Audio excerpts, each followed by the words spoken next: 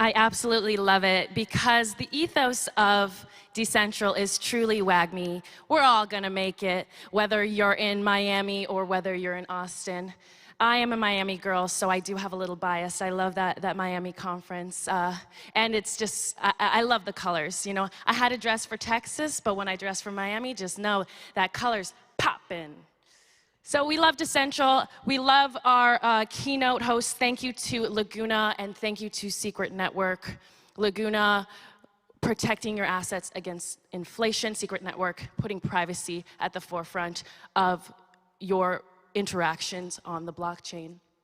So, without further ado, in order to bring together this ecosystem that is currently being created across multiple chains, because Solana offers stuff that's different from Ethereum, right? It's not just having to combat each other. There is a potential, an exciting potential, that there is going to be interoperability. The ability to go in between, through, to bridge to other worlds that are being created. And the exciting part is that makes the ability for each individual blockchain to really drill down on what they're looking to do and looking to offer. Because at the end of the day, we're all looking to create a better world, and maybe this interoperability will do just that. So without further ado, let me introduce the moderator for our panel, Nathan Smale.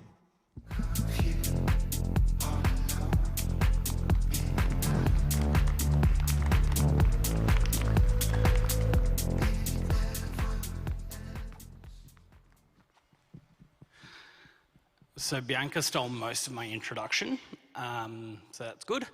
I'm Nathan Smale, Director of Invarch. We're an investment and advisory firm focused on the play-to-earn ecosystem in emerging economies.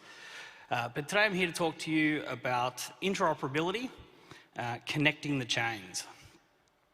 The current ecosystem we have is made up of a whole range of layer 1 and layer 2 blockchains, and each one of them is really fighting to gain traction in the market.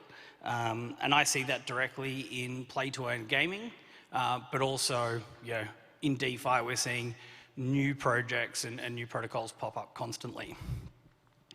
This competition leads to a great deal of innovation, but also can cause a lot of headaches, from developers looking to pick the right chain so that they can access liquidity and a user base, to users having to have a whole host of wallets. That's the solution to that is interoperability, which is the ability to exchange and utilize information and assets between two systems. Sounds easy, right? As it turns out, it's not. It can be quite a pain. Our panelists who we've got today are all working on projects to really make that easier for everyone in the ecosystem. So if I'll invite our panelists on stage.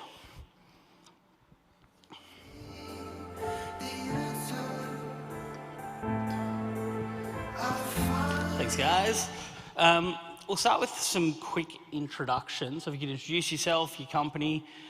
Really keen to hear how your project plays a role in that interoperability that we just talked about. So, Karel, over to you. Thank you. Yeah, I'm Karel, Compostable CTO. My background is in systems engineering. I'm a Rust maximalist, contributor to Substrate, Near, and some other projects. At Compostable, we're really trying to build the future of cross-chain infrastructure with longevity in mind. Right now, we see a lot of ad hoc solutions in the bridging ecosystems that do work really well and do provide like the products that people are looking for, but we're not yet seeing a system that properly abstracts over all ecosystems and that provides both the security guarantees as well as the UX that we're really looking for.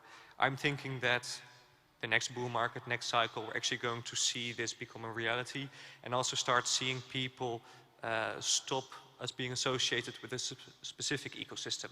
And instead, all of a sudden, apps being abstracted over multiple ones, where you no longer know where the backing chain really is. I like that. My name is Dakota Barnett. I'm the NFT throwing up a rainbow behind me. Nice to meet you all. I'm the founder of Invarch. Invarch is, I'd say it's kind of a new kind of blockchain focused around intellectual property, funding, but more importantly, cross-chain authentication of assets.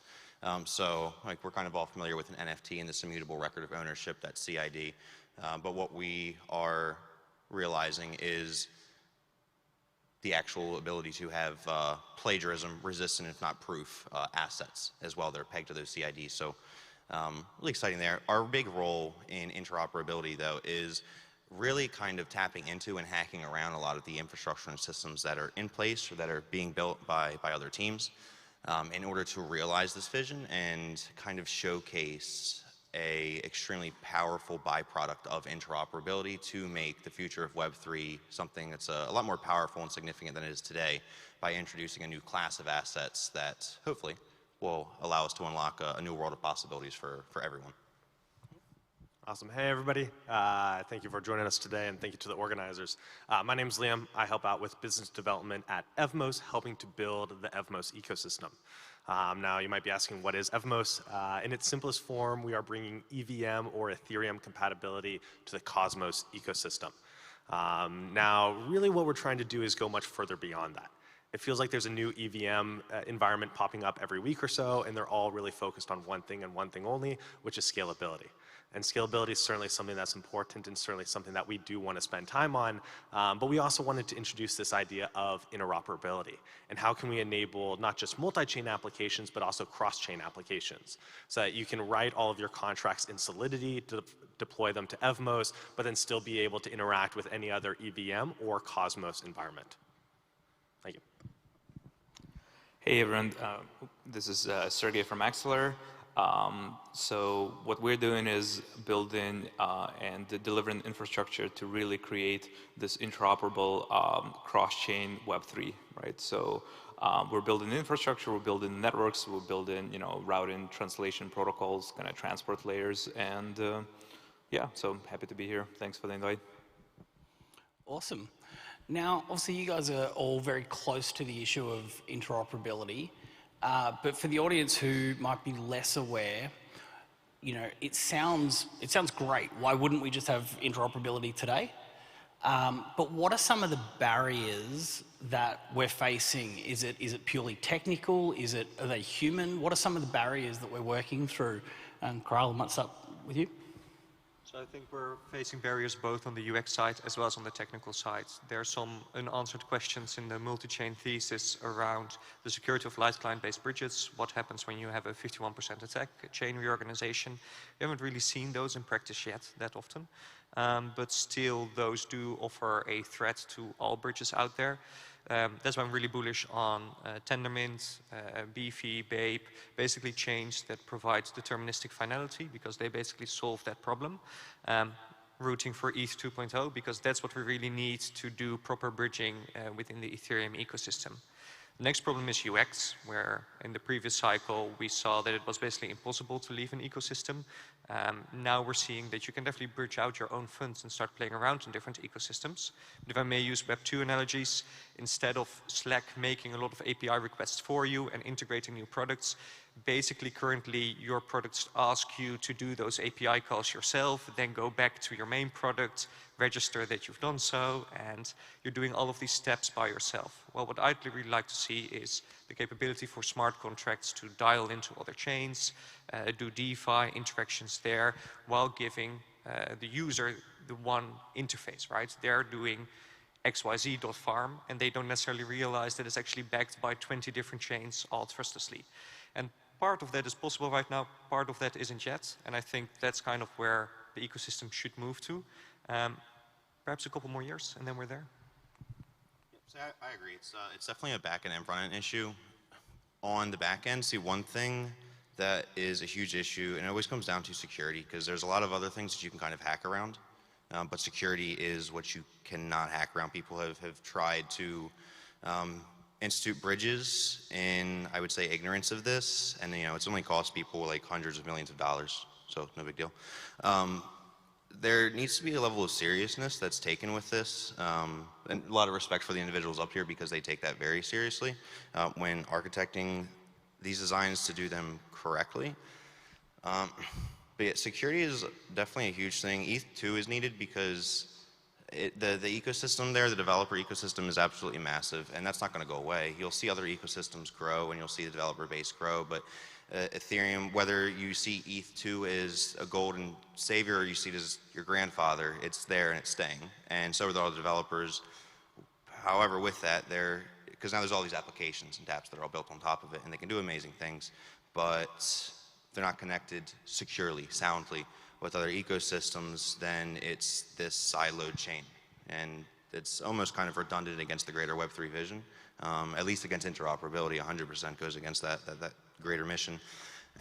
But coming back to like the front end side, like he was saying, be able to have these transactions to be able to bridge assets in one clean, like flush motion is extremely important, because I have myself, like I've gotten regular individuals who they've known nothing about even Bitcoin, but I want to get them into DeFi because the yields, or, inflation's bad. Let's, try and get them to get into this mix. But when I do so, and I'm showing them how to move assets around different chains and how to bridge assets, they hate it. They're, why would I do this? And I'm trying to tell them it's because you make money, but they're already disinterested, and it's because of the UX that they experience, and because of that UI that they experience. So that needs to be bridged, but first and foremost, you need to have systems in the back end that allow for these smooth transactions. So I know, for example, at Compostable, with their Beefy, Centauri, working on that. I want to, I guess, kind of shout out Polkadex, project in the Polkadot ecosystem. They have their Thea bridge, which allows individuals to experience that in one transaction, to bridge and swap in one transaction, which I think is important. But ultimately, yeah, just security, the systems, the way that we design these things is really crucial. And I also think having a good sense of community between the builders is also extremely important to make sure that there is this unified mission in achieving true secure interoperability, one where you can't sacrifice security. That's actually an interesting point to throw to you, Liam, with the communities and how they work together. I mean, you guys are working pretty hard to get Cosmos and ETH just humming and interoperating. How do you go from a community perspective to bring them together and get people on both sides cooperating? Yeah, I mean, it's hard because we're trying to cater to both the Cosmos community as well as the Ethereum community, kind of as a port of entry of sorts between these communities. We are not a bridge, right? We leverage bridges like Axelar or Compostable to bridge those assets over, but then to interact with the greater Cosmos ecosystem or the greater EVM ecosystem, you can leverage Evmos. But it's hard because like even just something as simple as wallets. If you're an Ethereum user, you're very familiar with using MetaMask. But then if you're a Cosmos user, you're very familiar with using Kepler. And so, when we launched, unfortunately, we launched with support originally only just for MetaMask, with Kepler wallet to come soon after. But then the Cosmos community was really mad and frustrated because they weren't able to use the wallet user experience that they were familiar with. And just the build out that was required to support Kepler wallet meant that we had to actually change the key type that is supported in Kepler, since we use Ethereum keys, for instance, or other concepts like explorers, right? We take explorers for granted, being able to just look up your transaction. But it's something that is really complicated for Evmos because we have both Cosmos and Ethereum transactions. And so none of the Cosmos explorers are able to support both. None of the Ethereum explorers are able to support both. And so right now we have two different explorers depending on which type of transaction you're trying to look up. Right, and so we're investing a lot of time and money, quite frankly, just to build out this infrastructure, to go to the wallet teams and build out these pieces of functionality just because they're not able to support it themselves, and it's hard. And I don't think, it's something that I think we underestimated in the early era days, and it's something that we are spending, I'd say, most of our resources on trying to make sure that both communities are able to use the tools and services that they are used to from those respective communities. Awesome. Thanks for that. And Sergey, what are you seeing in terms of some of the current barriers to interoperability? Yeah, well, I mean, I think just to step back, I mean, I think it's good that we're talking about interoperability, but it almost came as a necessity, right? I think, if you look at evolution of other, networks, including like the internet and traditional systems, it's always like infrastructure is laid down first, and then you have applications that come 5, 10 years later. I think kind of to step back, I think interoperability came in as a necessity over the last year in particular, where all these ecosystems being built, right? We've seen interesting activity, we've seen interesting traction, and then people are like, oh, we need interoperability, let's hook up something, ad hoc, centralized, put some crappy technology in the middle, lose 300 million here, 600 million there, right? It's like, what's the big deal? But so that's the problem, right? Where infrastructure is just catching up. But I think the exciting part are all the use cases. And so I do think the challenge over the next, still year to come or year to two is like laying down the foundational infrastructure that can really stand there for decades, right? Not for years, not for months. Be robust, be secure, as everyone said. I think security is critical in these pieces of infrastructure. But even what we're doing now, it's it's very, very early, right? And once you have that, user experiences and everything else, something we're going to have to work very hard on, including things like making wallets cross-chain enabled, right? Having a users flip between the wallets and flipping their transactions and trying to figure out what's the difference between the wallet types, address types, like that's not going to get you to 1 billion users on the retail side. So those experiences have to be abstracted, but we still have a little bit of work on the kind of ground infrastructure layer until that can really click. Awesome. I think we can all agree that we'd like to stop seeing $300 million exploits. But kind of touching on you've nearly all mentioned security as one of the big issues. There's a little bit of, I guess, competition on the panel, but you guys are all, seem like you all know each other and collaborate. For the general public's knowledge, like what is the industry doing to harmonize and standardize around some of these things, or is it each project trying to come up with the perfect secure solution? What are you guys seeing from an industry? First of all, I don't necessarily think that we are competitors, because I think within the cross-chain thesis, either cross-chain wins and we get a lot of very successful chains bridged together, or we lose to ZK rollups and we have one layer that's super scalable. If you've got bridges, it's not good for you to be bridged to chains that aren't doing well. So I'd love for everyone here to do really well.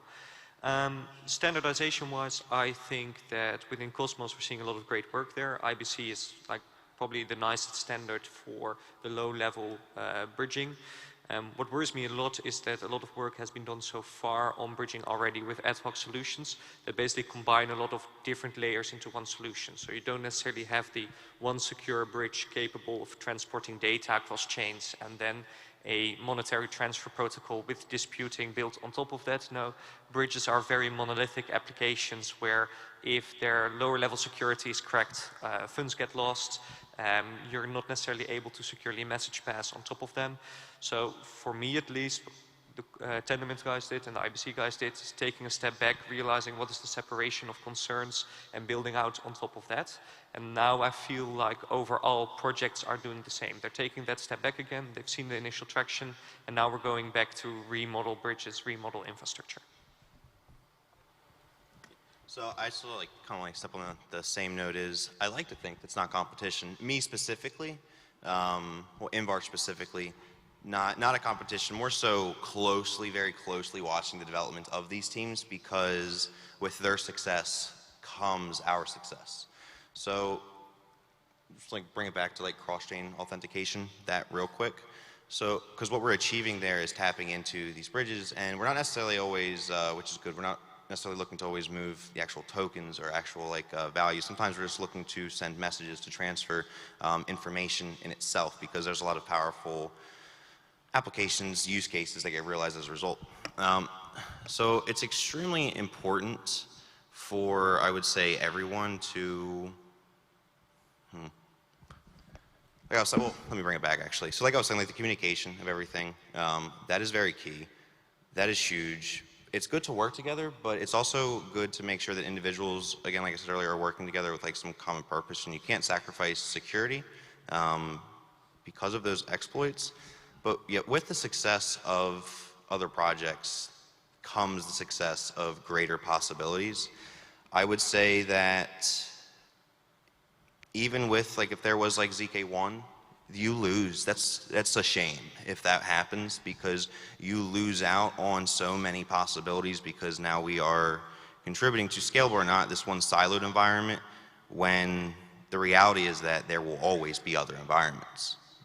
I mean, I think that's come to be like a truth, is that there will always be other ecosystems, whether or not as a community we agree with that. It doesn't matter, they're going to exist and applications are going to be built, and you can't stop that. But what you can do is build for a future where you expect that, and build for a future where you're building to connect these things securely and soundly, so that the application layer, you can build exciting apps that kind of look at all these different protocols like little Lego pieces.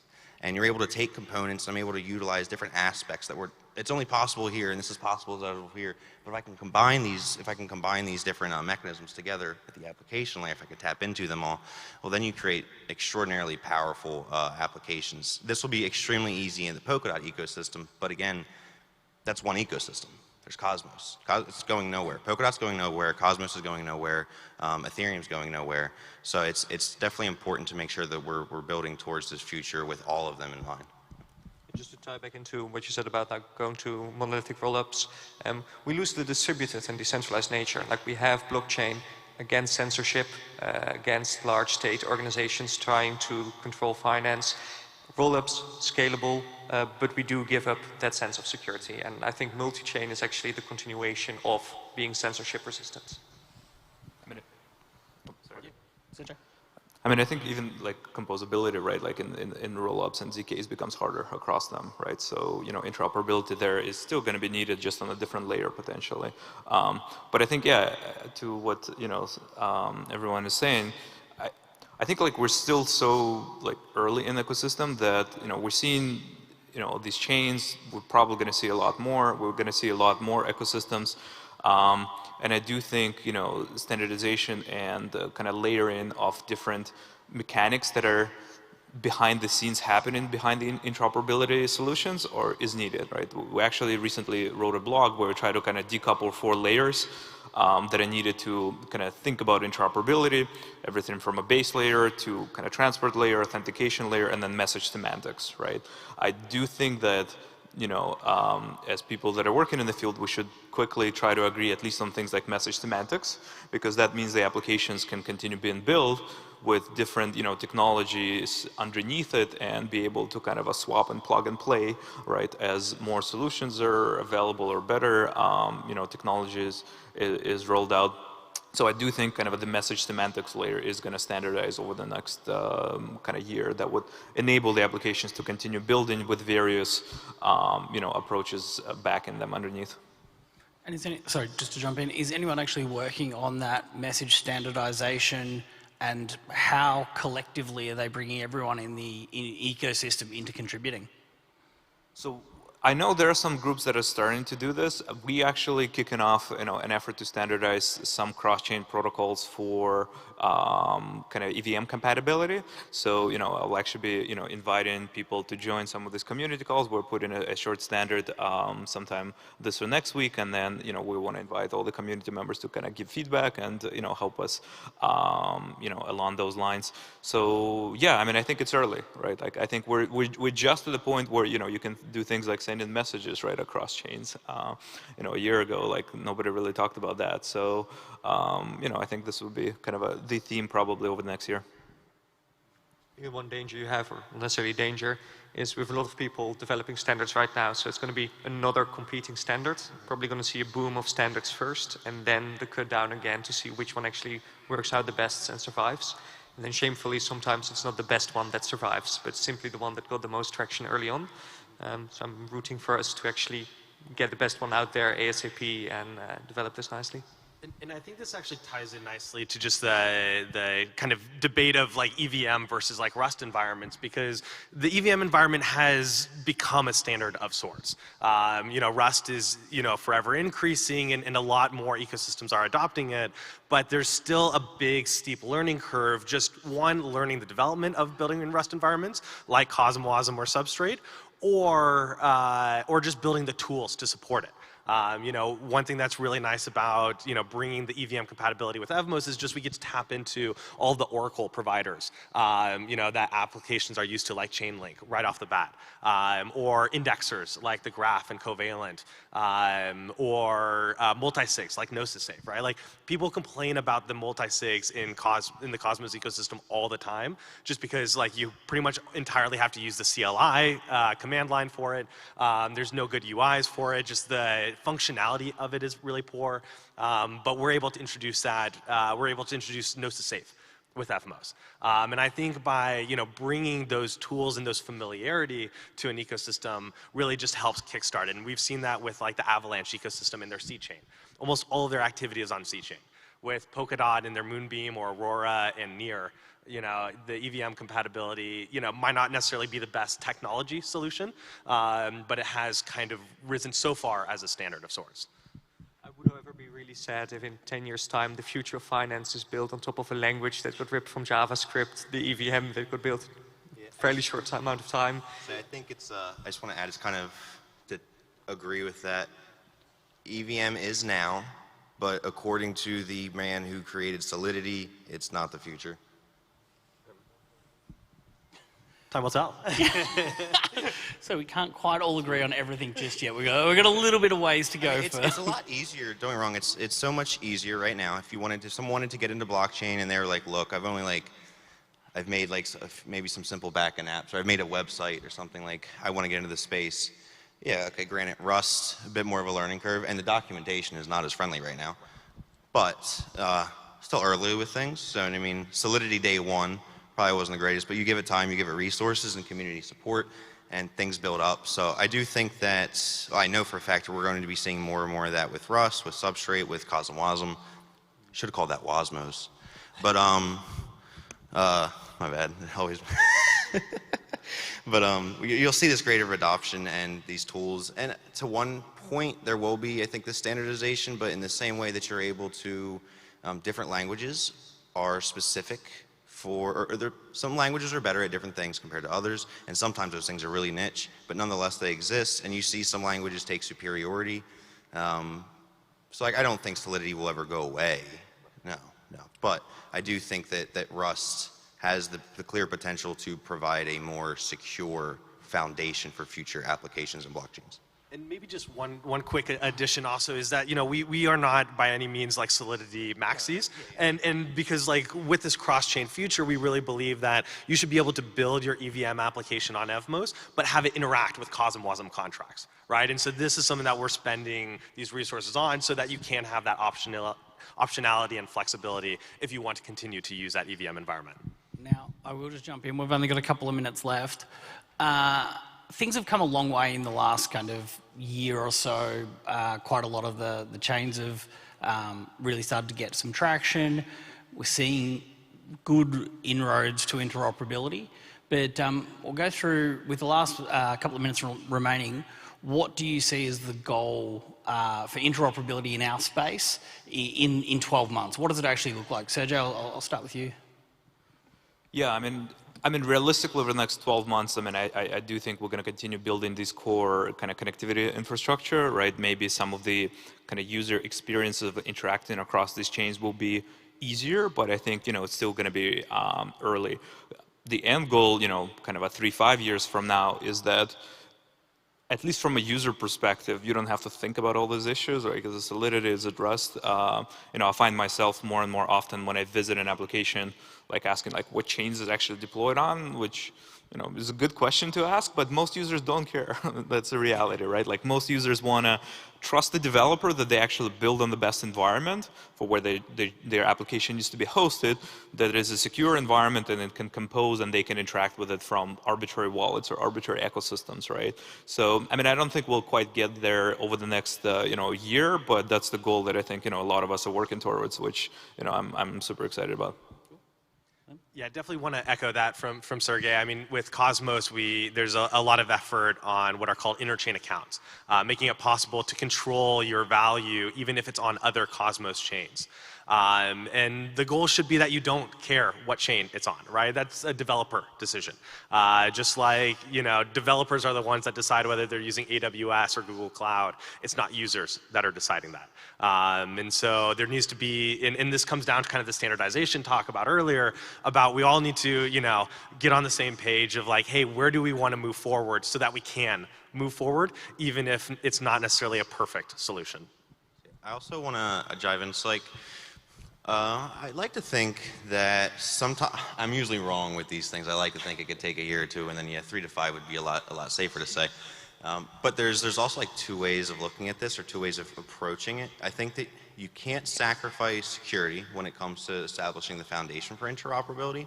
But outside of that, you are able to hack around a lot of other things. Like you have, I know this guy to my right knows a good bit about it, but like there's a lot of research into, I guess, consensus agnostic smart contracts, which is very important. Chainlink, specifically speaking with them, I should have said that or not, working with that and stuff. But it's important to understand there's different ways to go about this, but I would like to say like a year or 2 from now, there's a pretty well-established foundation in place, and then I would like to see maybe the years after, it's just on improving it and making it even more robust, or maybe we're realizing new use cases and applications, so we're trying to develop and open up new, more efficient channels of communication for those instances. But yeah, I like to think 2 years from now, I like to imagine a highly connected ecosystem, almost like, I kind of imagine like Washington, D.C. It's one place, it's extremely diverse, there's all these different cultures and buildings and people and identities, but they're in an environment where they're able to cooperate together. So same thing, there's all these different ecosystems, there's all these different environments, but 2 years from now, seeing developers being able to build and tap into these things like Legos, but then also like with Invarch, I didn't want to talk about it too much about it, but cross-chain authentication, realizing this system underneath, hacking into interoperability in order to create, like I said, piracy proof or plagiarism impossible assets, to where, if you do rip the JPEG 24 seconds later, it's no good across Web3. You know what I mean? Or you steal this music, or you rip that video and 24 seconds later, it's no good, you can't use it in this application. You know what I mean? Seeing these new unrealized use cases, I think, is what will be the most exciting of all. Yeah, then just to conclude, I think we have the right direction. We need bridges to do secure message passing. We're going to get to this future where we have those guarantees. I think the next step from that on is dispute mechanism systems to figure out systematic risks within cross-chain DeFi. What happens to your chain if you're accepting Luna as a governance token, right? And how do you quickly shut down bridges, pools, when all of a sudden 6 trillion more get minted at a very low floor price? So far, this is all very ad hoc, and I think the best monitoring systems right now basically use Twitter and wait for someone to say, hey, this doesn't look right at the moment, which compared to TradFi is absolutely unacceptable, to be honest. And once within your own chain, you do have a sense of control, you do have an understanding of the risk associated with it. When you create a new pool in your DEX, all right, like I'm bringing in these 2 tokens, you can read the contracts. But once you go cross-chain, this becomes a lot more difficult, because not only is it enough to read the contracts on that other chain, what happens if they change their VM? And all of a sudden they do contract upgrades, or they're not even using smart contracts, but they're app chains, and they can arbitrarily change the semantics of their token whenever they want. I think for that, like, we're kind of going to see new projects arise. So if you're in the space and think you might have a nice solution for this, contact me, because I'm super interested in this. It's going a bit more into getting DeFi at least regulated, controlled, and properly monitored. All right, thank you so much for your time today, gents.